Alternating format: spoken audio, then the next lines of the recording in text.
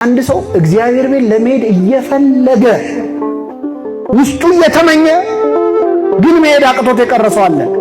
ክርስቶስ የመጣውን ሊቆጥርለት ካቃተው ያሰበውን ይቆጥርለታል። አቅቶት ነው እንጂ እኮ ሊመጣም አስቦ ነበር።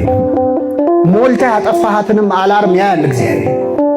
ጠዋት ልትነሳ ሞልታት ሰምተን እንዳልሰማ ይሆንካት እጅም በዳበሳ ወስደ ያጠፋሃትን አላርምም ያስባታል። አላርም ሞልቶ ነበር መነሳት አቃተው እንጂ ይላል እግዚአብሔር። ለኃጢአትም ለጽድቅም እኩል እያንዳንዱን የሚቆጥር አምላክ ነው። እውነት ነው የምነግራችሁ። እዚህ ቁጭ በማለታችን የምናገኘውን ዋጋ ብናውቀው በዘበኛ አንወጣም። ከዚህ ይቆጥራል እያንዳንዷን ሰዓት፣ ከቤት እዚህ የመጣንበትን እርምጃ እግዚአብሔር እያንዳንዱን ድካማችንን ይቆጥራልን።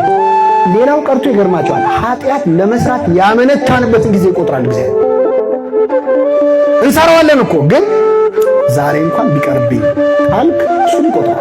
ኃጢአት ላለመስራት ዛሬ ቅርብኝ እስቲ